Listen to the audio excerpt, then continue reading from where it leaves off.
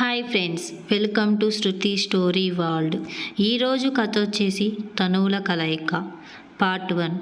ఒకరోజు పెద్ద పెద్ద వ్యాపారవేత్తలు అందరూ ఒక పార్టీకి వెళ్తారు. అక్కడ పెద్ద పెద్ద సెలబ్రిటీలు కూడా వస్తారు. అది ఎక్కడో కాదు, పార్టీ చేసుకునేది రాయల్ ప్యాలెస్ హోటల్. అక్కడ పెళ్ళిళ్ళు, ఫంక్షన్లు పెద్ద పెద్ద హోదా ఉన్న వాళ్ళందరూ చేసుకుంటారు. ఒకరోజు ఒక పెద్ద వ్యాపారవేత్త ఎప్పుడు బిజినెస్ కాదు, అప్పుడప్పుడు పార్టీలు కూడా చేసుకోవాలి అని అనుకొని అందరూ వ్యాపారవేత్తలకు ఒక వాట్సాప్ కాల్ నుంచి గ్రూప్ మెసేజ్ చేస్తాడు. అప్పుడు నీ ఆలోచన చాలా అద్భుతంగా ఉంది, మనకి కూడా ఒకరోజు ప్రశాంతత ఉంటుంది అని అనుకొని అందరూ బిజినెస్ మ్యాన్లు ఒప్పుకుంటారు. మరి ఆ ప్లేస్ ఎక్కడ అని అడగగా అది రాయల్ ప్యాలెస్ హోటల్. అక్కడ సెలబ్రిటీలు తమ పార్టీలను జరుపుకోవాలని నగరంలోని అతిపెద్ద హోటల్. అక్కడ సాధారణ వ్యక్తులు రాలేరు. హాల్లో పెద్ద పెద్ద సంగీతాలు ప్రతిధ్వనిస్తాయి. అక్కడ అది కాకుండా మనకి కావాల్సిన అమ్మాయిలతో డ్యాన్సులు చేయొచ్చు అని అందరూ మాట్లాడుకొని ఆ పెద్ద ప్యాలెస్కి వెళ్ళిపోతారు. అందరూ బిజినెస్ మ్యాన్లు సెలబ్రేట్ చేసుకుంటూ ఉంటారు. అక్కడ పాటలు కాకుండా ఒక అమ్మాయి డ్యాన్స్ చేస్తుంది. ఆమె నల్లటి పొట్టి మరియు డీప్ నెక్ ఎర్రటి టాప్ ధరించి ఉంది. ఆమె అందం అందరి దృష్టిని ఆమెపై పడేలా చేసుకుంటుంది. అందరి దృష్టి ఆమెపైన ఉంది మరియు ఆమె కదలికలు ప్రజలు మైమరిచిపోయారు. ఆమె ఎక్కడి నుండి వచ్చిందో అని అందరూ అనుకుంటారు. ఈ రాత్రి ఆ అమ్మాయికి చాలా ప్రత్యేకమైన రాత్రి. ఆమె పుట్టినరోజు. ఆమె తన 25వ పుట్టినరోజు జరుపుకోవటానికి తన స్నేహితులతో ఇక్కడికి వచ్చింది. కాసేపు డ్యాన్స్ చేసిన తరువాత ఆమె అలసిపోయి నేలపై నుండి కిందకి వచ్చి తన స్నేహితురాలతో, ఈరోజు నా పుట్టినరోజు మరియు మీరు డ్యాన్స్ కూడా చెయ్యటం లేదు. నేను మీకోసం ఇంత ఖర్చు చేసి పార్టీ ఇస్తున్నా, రండి త్వరగా డ్యాన్స్ చేయండి అని చెప్పింది. స్నేహితురాలు ఐషు నవ్వుతూ, ఈరోజు నీ పుట్టినరోజు కానీ నువ్వు మమ్మల్ని అస్సలు అలసిపోవడం లేదు. మేము ఇప్పటికే డ్యాన్స్ చేసి అలసిపోయాము. ఇప్పుడు నువ్వే ఆలోచించు అని అంటుంది. శ్రావణి నవ్వి, అవును, నువ్వు చెప్పింది నిజమే. మనం ఇప్పుడు కేక్ కట్ చేసి తర్వాత అందరం ఇంటికి బయలుదేరాలి. ఇప్పటికే చాలా ఆలస్యమైంది అని అంటుంది. దానికి అందరూ ఒప్పుకుంటారు. శ్రావణి కేక్ కట్ చేసి, నాకు పుట్టినరోజు శుభాకాంక్షలు, ఈరోజు నేను చాలా సంతోషంగా ఉన్నాను అని చెప్పింది. తరువాత అందరూ ఒకరికి ఒకరు కేక్ తినిపించుకొని దానిని ముఖాలపై పూసుకుంటారు. పార్టీ ఇంకా జరుగుతుండగా అకస్మాత్తుగా ఒక వ్యక్తి ఒక మూల నుండి శ్రావణి వైపు చూడటం మొదలుపెట్టాడు. అతను తన మొబైల్ తీసి ఫోన్ చేసి, మీరు వెతుకుతున్న అమ్మాయి నాకు దొరికింది.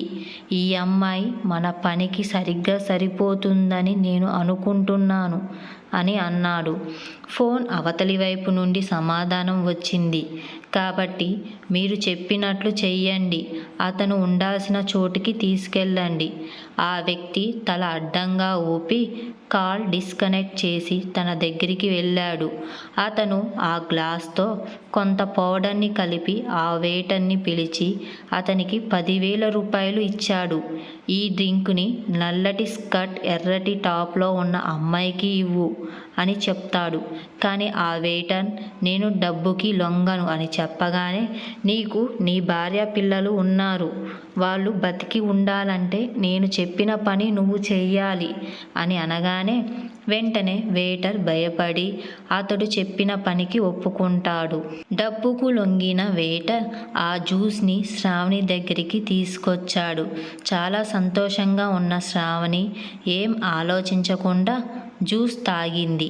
ఇంకోవైపు అదే హోటల్లోని ఒక గదిలో దాదాపు 30 ఏళ్ల వ్యక్తి తన ల్యాప్టాప్పై పనిచేస్తున్నాడు. అతని కళ్ళు కోపంతో స్పష్టంగా మండుతున్నాయి. అతను అందంగా మరియు చురుగ్గా ఉన్నాడు. అతని ప్రవర్తన అతను ఎవరి కోసమో ఎదురు చూస్తున్నట్లు తెలుస్తుంది. తలుపు తట్టిన శబ్దం వినిపించింది. అతను దానిని తెరిచినప్పుడు అక్కడ ఒక అమ్మాయి నిలబడి ఉంది. ఆమె చాలా తక్కువ దుస్తులు ధరించి ఉంది. తలుపు తెరవగానే ఆమె ఏమీ మాట్లాడకుండా లోపలికి వచ్చి మంచం మీద కూర్చుంది. ఆమె జుట్టులో వేళ్లు చిక్కుకున్నాయి. ఆ వ్యక్తి కఠినమైన స్వరంతో, "ఎవరు నువ్వు?" అని గట్టిగా అంటాడు. ఆ అమ్మాయి లేచి అతని నడుము మీద చెయ్యి వేసి, "నేను నీకోసమే వచ్చాను" అని అంటుంది. ఆ వ్యక్తి అయోమయంగా, "ఓ నిజంగానా?" అని ఆశ్చర్య చూస్తాడు. ఆ అమ్మాయి తన టాప్ని తీసేసి బ్రాలో నిలబడి ఉంది. "అవును, నాకు ఖచ్చితంగా తెలుసు, మిస్టర్ వాసు" అని అంటుంది. వాసు కదలకుండా మంచం మీద కూర్చున్నాడు. ఆ అమ్మాయి అతని దగ్గరికి వచ్చి అతని తొడ మీద కూర్చుంది. వాసు తన జేబులో నుంచి తుపాకీ తీసి ఆమె తలపై గురిపెట్టి, "నువ్వు అందంగా ఉన్నావు, కానీ వాసు అదుపు తప్పలేడు. నీలాంటి ఆడవాళ్లు నన్ను ఎప్పటికీ కొనలేరు" అని చెప్తాడు. ఇలా చెప్పిన వాసు గన్నుతో షూట్ చేస్తాడు. ఆ అమ్మాయి అక్కడే స్పృహ కోల్పోతుంది. అతను వేరే 2 వ్యక్తులను పిలిచి ఈ మృతదేహాన్ని తీసేయమని ఆదేశించాడు. ఆ 2 వ్యక్తులు కొంచెం భయంగా వచ్చి ఆ మృతదేహాన్ని తీసుకెళ్లారు. తరువాత ఒక వ్యక్తి ఎవరికో ఫోన్ చేసి, "సార్, మనం పంపిన అమ్మాయిని అతడు చంపేశాడు. అతన్ని అమ్మాయిలు నియంత్రించడం లేదనిపిస్తుంది" అని చెప్తాడు. అవతలి వైపు నుండి ఒక స్వరం వినిపించింది. "అతను అదుపు తప్పకపోతే అతన్ని అదుపు తప్పేలా చెయ్యండి. నాకు ప్రతిసారి కాల్ చెయ్యవద్దు" అని బెదిరిస్తాడు. అని చెప్పగానే వెంటనే కాల్ కట్ చేస్తాడు. అతను మళ్ళీ ఒక జ్యూస్లో టాబ్లెట్స్ కలిపి పంపిస్తాడు. అతను పని చేస్తుండగా ఆ జ్యూస్ను తాగుతాడు. "సార్, పని పూర్తయింది. మందులు అతని శరీరంపై ప్రభావం చూపడం ప్రారంభించాయి" అని ఆ వ్యక్తి ఫోన్ చేసి చెప్పాడు. కొంతసేపటి తరువాత వాసు తల తిరగడం మొదలుపెట్టింది. అతని శరీరంలో ఒక వింత అసౌకర్యం అనిపించింది. అతని కింద శరీరం చాలా దగ్గరగా అనిపించింది. అతను పడుతూ బాత్రూం వైపు నడిచాడు. ఆ సమయంలో ఒక వ్యక్తి స్పృహ కోల్పోయిన శ్రావణిని భుజంపై మోసుకొని వాసు గదిలో పడేశాడు. బాత్రూంలో నీరు పోయడం విన్న శ్రావణి అక్కడికి వెళ్ళింది. ఆ మందు శ్రావణి శరీరాన్ని పూర్తిగా ఆక్రమించింది. బాత్రూం తలుపు తెరిచి ఉంది కాబట్టి శ్రావణి నేరుగా లోపలికి వెళ్ళింది. అక్కడ వాసు షవర్ వేసుకొని నిలబడి ఉన్నాడు. బాత్రూం నుండి షవర్ నడుస్తున్న శబ్దం వచ్చింది. ఆమె దానివైపు వెళ్ళింది.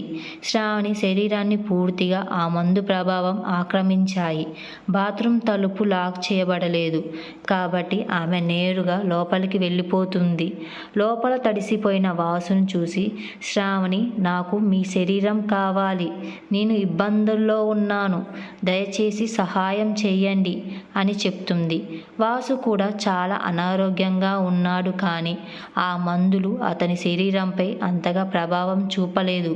ఎందుకంటే శ్రావణి చాలా కాలంగా ఆ మందులు తీసుకుంటుంది కాబట్టి ఆ మందుల ప్రభావాలు మన శరీరంపై ఇప్పటికే పడ్డాయి. తడిసిపోయిన వాసుని చూడగానే శ్రావణి పరిగెత్తుకుంటూ వచ్చి అతన్ని హగ్ చేసుకుంటుంది. వాసు ఆమెను దూరంగా నెట్టి, "దయచేసి నన్ను వదిలేయండి. నాకు ఈ పనులు చెయ్యకండి. నాకు ఇలాంటి అమ్మాయిలు ఇష్టం లేదు" అని అంటాడు. కానీ శ్రావణి అతని మాట వినడానికి సిద్ధంగా లేదు.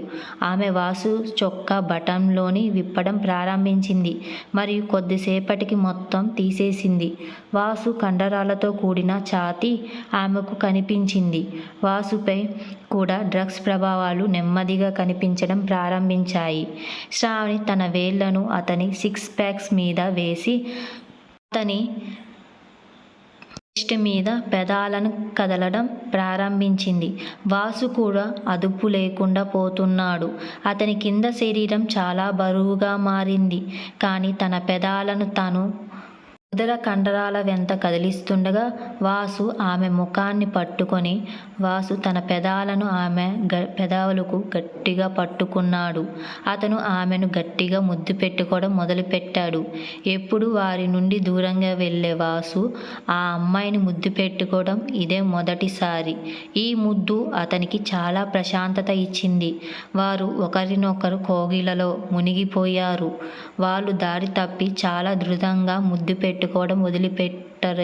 ఇద్దరు చాక్లెట్ లాగా ఒకరి పెదాలను ఒకరు చప్పరించడం చేస్తున్నారు. శ్రావణి డీప్ నెక్ టాప్ ఆమెను మరింత అందంగా చూపించింది. వాసు దానిని గమనించినప్పుడు అతను తన చేతిని ఆమె టాప్ లోపలికి తీసుకొని వెళ్ళి ఆమె ఉందని ఛాతిని పట్టుకొని నేను మీ వస్త్రాన్ని తీసివేయాలి అని అనుకుంటున్నాను అని అన్నాడు. నేను చెప్పిన వెంటనే వాసు తన టాప్ తీసేశాడు. శ్రావణి నల్లటి స్కర్ట్, టీషర్ట్ మరియు బ్రాలో అతని ముందు నిలబడింది. బ్రా ద్వారా కనిపించే ఆమె ఛాతీ వాసనను విపరీతంగా ఆకర్షిస్తుంది. అతను శ్రావణి బ్రా మీద చెయ్యి వేసి తన ఉక్సులను తీసివేశాడు. ఆమె గుండెని ఛాతీ కిందికి ఊగాయి మరియు ఆమె అందమైన ఛాతీ భాగం వాసుకి విపరీతంగా నచ్చాయి. శ్రావణి పూర్తిగా లో ఉంది. ఆమె కాళ్ళు వణుకుతున్నాయి. ఆమె పెదాలు మరియు ఆమె ఛాతీ భాగం వాసుకి మరింతగా ఉత్తేజపరిచాయి. అతను ఆమె ఛాతీని తన చేతులతో పట్టుకొని గట్టిగా నొక్కడం ప్రారంభించాడు. దీనివల్ల శ్రావణి నొప్పితో కేకలు వేసి ఏడుస్తూ చెప్పింది, చాలా నొప్పిగా ఉంది అని. వాసుకి ఎప్పటికీ పూర్తిగా అదుపు తప్పింది. ఆమె వేళ్ళు వాసు జుట్టులో తిరుగుతున్నాయి. ఆమె నిరంతరం శబ్దాలు చేస్తుంది. దీనితో వాసు మరింతగా దూకుడు చేశాడు. అతను శ్రావణి స్కర్ట్ తీసేశాడు. ఆమె ప్యాంట్ మాత్రమే వేసుకుంది. అతను ప్యాంట్ని కూడా తీసివేసి పూర్తిగా తన శరీరాన్ని తన చేతులను కలపడం ప్రారంభించాడు. ఆ తరువాత అతను శ్రావణి పక్కకు తిప్పి నాకు మరింత ఆనందం కావాలి అని చెబుతాడు. అప్పుడు వాసు తన కింది భాగాన్ని బాగా రుద్దుతాడు. నేను ఎందుకు దేహాన్ని లోపలికి తరలించాలి? మరియు శ్రావణి అడుగు ప్రతి మొత్తం ప్రాంతాన్ని నింపాయి. శ్రావణి అరుపు గదిలో ప్రతిధ్వనించగానే వాసు మరింతగా ఆకర్షణీయాడు మరియు తన వేగాన్ని ఎక్కువగా పెంచాడు. వాసు వేగం అంతగా పెరిగిందంటే శ్రావణి గట్టిగా ఊపిరి పీల్చుకుంది. ఇద్దరు తాగి ఉన్నారు మరియు వారి పరిస్థితి ఎంతగా ఉందంటే వారి మధ్య ఎలాంటి విషయాలు జరుగుతున్నాయో ఇద్దరికీ తెలియడం లేదు.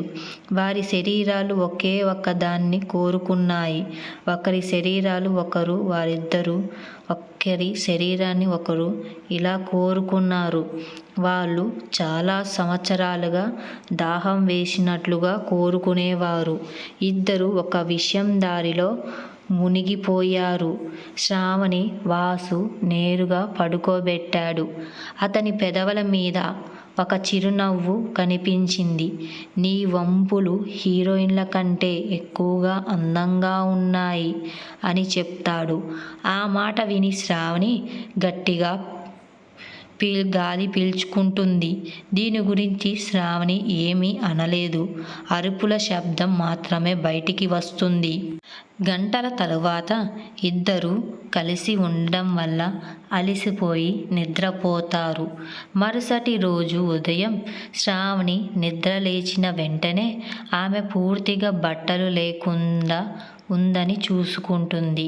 ఆ రాత్రి ఏమి జరిగిందో ఆమెకి గుర్తుపట్టలేదు. ఎవరు తనపై అత్యాచారం చేసినట్లు ఆమెకు అనిపించింది.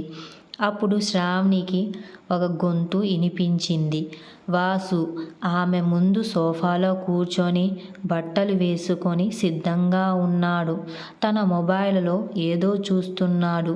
శ్రావణి మేలుకొని ఉండటం చూసి వాసు ఆమెతో, సరే నువ్వు లేచావా? నా నిద్రకు భంగం కలిగించి నువ్వు ప్రశాంతంగా నిద్రపోతున్నావు. నీలాంటి అమ్మాయిలు నాకు బాగా తెలుసు. నువ్వు ధనవంతులను చూడవు, మరియు నువ్వు వాళ్ళ వెంట పడడం మొదలు పెడతావు. నీకు డబ్బు కావాలంటే నువ్వు ఏదైనా చేస్తావు అని అన్నాడు. నా శరీరం నీ సెక్స్ కోసం అమ్ముకునేదాన్ని కాదు అని శ్రావణి గట్టిగా ఏడవడం మొదలుపెట్టి ఏడుస్తూనే ఉంది. నువ్వు నన్ను తప్పుగా అర్థం చేసుకుంటున్నావు. నేను అలాంటి అమ్మాయిని కాదు. ఎవరో నాకు ఏదో ఇచ్చారు, అందుకే నేను అలా ప్రవర్తించాను అని అంటుంది. దానికి బదులుగా వాసు ఒక చెక్కుని తీసి పెన్ను పట్టుకొని కావాల్సినంత డబ్బు రాసుకో అని చెప్తాడు. నేను తన శరీరాన్ని అమ్ముకునే అమ్మాయిని కాదు, మరియు వ్యాపారం చేసి వ్యక్తిని కాదు అని గట్టిగా చెప్పింది. ఆ మాటలు విన్న శ్రావణి తన గుండె వేగంగా కొట్టుకోవడం ప్రారంభించింది మరియు గట్టిగా ఏడ్చి, నేను నా శరీరాన్ని అమ్మను, మరియు ఒక రాత్రికి నాకు ఎటువంటి ధర అక్కర్లేదు అని చెప్తుంది. కాను వాసు మొండిగా ఉండి ఆ చెక్కును శ్రావణికి పదే పదే ఇచ్చాడు. అది చూసి శ్రావణి కోపం వచ్చింది. నా కోపం నువ్వు తట్టుకోలేక వాసు చెంపపై గట్టిగా కొట్టింది. వాసు మరింత కోపంగా చేతులు రుద్దుకుంటూ, నీకు ఎంత ధైర్యం నా మీద చెయ్యెత్తితో? ఇదంతా డబ్బు కోసం. ఈ శరీరాన్ని అమ్ముకునే పనికి మాలిన దానివి. ఇలాంటి దానివి నువ్వు నా మీద చెయ్యి ఎత్తావా అని అన్నాడు. వాసు శ్రావణి చెయ్యి పట్టుకొని, నీ స్థలం గురించి నేను నీకు గుర్తు చేయాల్సి వస్తుంది నేను అనుకుంటున్నాను అని అనగా, శ్రావణి వాసు నుండి విడిపించుకోవటానికి చాలాసేపు ప్రయత్నిస్తుంది. కానీ వాసు కండలు తిరిగిన శరీరం నుండి విడిపించుకునే ధైర్యం ఆమెకి లేదు. వాసు పట్టు నుండి ఎలాగైనా సరే విడిపించుకోవాలి అని తెలియక ఆమె త్వరగా అతని చేతిని కొరికింది. తర్వాత మంచం దగ్గర పడి ఉన్న ఫోన్ తీసుకొని ఆమె దానిని అతని తలపై కొట్టింది. దీనితో వాసు ఉలిక్కిపడ్డాడు మరియు ఆమె అతని పట్టు నుండి విడిపోయింది. వాసు పట్టు నుండి బయటపడగానే శ్రావణి త్వరగా మంచం పక్కన పడి ఉన్న తన దుస్తులను తీసుకొని వాటిని ధరించడం ప్రారంభించింది. వాసు మళ్ళీ ఆమె పైకి దూసుకెళ్ళాడు, కానీ ఆమె అతని రహస్య భాగాలపై బలంగా తన్నింది. వాసు నొప్పితో అరుస్తూ కూర్చున్నాడు. అవకాశాన్ని ఉపయోగించుకొని శ్రావణి త్వరగా తన బట్టలు ధరించి గది నుండి బయటికి వెళ్ళింది. ఆమె కన్నీటి కళ్ళతో హోటల్ నుండి బయలుదేరి ఆటో కోసం వేచి ఉంది. పెదవులపై చెయ్యి వేసుకొని త్వరగా ఆటో ఎక్కి ఇంటికి బయలుదేరుతుంది. ఇంతలో వాసు నొప్పికి కొద్దిగా తగ్గటంతో అతను కోపంగా బెడ్షీట్ తీసేశాడు. కానీ దానిని చూడగానే అతను ఆశ్చర్యపోయాడు. ఎందుకంటే ఆ బెడ్షీట్ మొత్తం రక్తపు మరకలతో కప్పి ఉంది. ఆ రక్తపు మరకలను చూసి వాసు తనలో తాను ఓ మై గాడ్ అని అంటాడు. ఈ అమ్మాయి కన్య అని ఇలా చెబుతూ వాసు మంచం మీద కూర్చొని శ్రావణి గురించి ఆలోచించడం ప్రారంభించాడు. ఇంతలో శ్రావణి తన ఇంటికి చేరుకుంది. ఆమె ఇల్లు చాలా దిగువ మధ్యతరగతి కుటుంబానికి చెందినది మరియు ఆమె ఒక పేదరిక కుటుంబాల నుండి వచ్చిందని స్పష్టంగా తెలుస్తుంది. శ్రావణి ఇంట్లోకి ప్రవేశించగానే ఆమె కుటుంబం మొత్తం హాల్లో కూర్చొని ఉండటం చూసింది. ఆమె రాత్రంతా బయట ఉండటంతో ఇది ఆమెకు చాలా పెద్ద పరీక్ష. శ్రావణిని చూడగానే ఆమె సవతి తల్లి సుశీల ఆమెను ఎగతాళి చేయడం ప్రారంభించింది. ఓహో, యువరాణి ఇంటికి వచ్చింది. ఆమె రాత్రంతా ఎక్కడ ఉందో ఎవరికి తెలియదు. కానీ నేను ఏమి చెప్పగలను? నేను ఏదైనా చెబితే మీరు నాపై కోపంగా ఉంటారు. ఒక చిన్న కూతురు రాత్రంతా బయట ఉండడం మంచిది కాదు. సుశీల మాట విన్న తరువాత శ్రావణి తండ్రి కూడా, శ్రావణిని ఏమైంది? రాత్రంతా ఎక్కడ ఉన్నావు? నేను నీ ఫోన్ని కూడా చెయ్యలేకపోయాను. నేను ఎప్పుడూ నీకు మద్దతిస్తున్నాను. కానీ ఈసారి ఆమె చెప్పింది నిజమే. ఒక చిన్న కూతురు రాత్రంతా తప్పిపోవడం మంచిది కాదు అని అంటాడు. తండ్రి మాటలు విన్న శ్రావణి కళ్ళల్లో కన్నీరు కారిపోతూ ఉంటాయి. ఆమె తన తండ్రిని కౌగిలించుకొని, నాన్న, దయచేసి నన్ను క్షమించండి. నా ఫోన్ పాడయింది. నేను ఒక పార్టీకి వెళ్ళాను, మీకు తెలుసు. కానీ నేను నా స్నేహితుడి కారులో ప్రయాణిస్తున్నాను. కానీ దారిలో అది కార్ ట్రబుల్ ఇచ్చింది. కాబట్టి నేను ఆమె ఇంట్లో ఉండాల్సి వచ్చింది. నేను చాలా అలసిపోయాను, నిద్రపోయాను మరియు మీకు తెలియజేయడం మర్చిపోయాను అని చెప్పగా తన తండ్రికి కోపం తగ్గింది. అప్పుడు కథను పర్వాలేదు, కొన్నిసార్లు తప్పులు జరుగుతాయి, కానీ మళ్ళీ అలా చెయ్యకు అని అంటుంది. శ్రావణి వాళ్ళ తండ్రి వాళ్ళ నాయనమ్మకి మధ్య ప్రేమను చూసి సుశీల కళ్ళు తిప్పి, వావ్, నేను ఇలాంటి కుటుంబాన్ని ఎప్పుడు చూడలేదు. కూతురు రాత్రంతా తప్పిపోయింది. ఆమెను తిట్టడానికి బదులుగా నువ్వు ఆమెపై ప్రేమను కురిపిస్తున్నావు. మరి నా కూతురు నిష? ఎవరికీ ఆమె కోసం సమయం లేదు అని అంది. సుశీల మాటలు విన్న నిష, అమ్మ, నన్ను ఎవరు ప్రేమించడం లేదని నువ్వు ఇప్పుడు ఎందుకు అనుకుంటున్నావు? అందరూ ప్రేమిస్తున్నా, అంత మాత్రాన ఎవరు నన్ను ప్రేమించడం లేదని కాదు. నువ్వు ఎప్పుడు మన మధ్య కోపం ఎందుకు సృష్టిస్తున్నావు? నేను ఒకరికి ఒకరు చాలా ప్రేమిస్తున్నాను మరియు మన సంబంధాన్ని ఎప్పటికీ చెడగొట్టమాకు అని అంటుంది. దానితో నిష శ్రావణిని కౌగిలించుకుంది. తన ఇద్దరు కుమార్తెల మధ్య ఈ ప్రేమతో తన తండ్రికి ఆనందం పొంగిపోతుంది. కానీ రాత్రి ఆలస్యంగా తిరిగి వచ్చినప్పటికీ ఆమె సోదరితో ఆమె అనుకున్న సంబంధం బలంగా ఉందని అతను సంతృప్తి చెందాడు. తరువాత శ్రావణి తన గదికి వెళ్ళింది.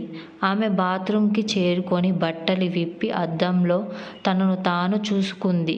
ఆమె శరీరం అంతా పళ్ళ గుర్తులు స్పష్టంగా కనిపించాయి. ఇది చూసి ఆమెకు గుండె వణికిపోయింది. ఆమె శరీరం చూసే కొద్దీ ఆమెకు అసహ్యంగా కలిగింది. ఆమె పూర్తి స్పర్శను ఆమె గుర్తు తెచ్చుకోకూడదు అని అనుకుంటుంది. ఆమె తన శరీరం మొత్తాన్ని రుద్దుకునే చర్మం ఎర్రగా మారే వరకు కడుక్కుంటుంది. శ్రావణి బాత్రూంలో కూర్చొని గట్టిగా ఏడుస్తుంది. శ్రావణి తన సోదరికి నిజం చెప్తుందా లేదా? నెక్స్ట్ ఎపిసోడ్లో తెలుసుకుందాం.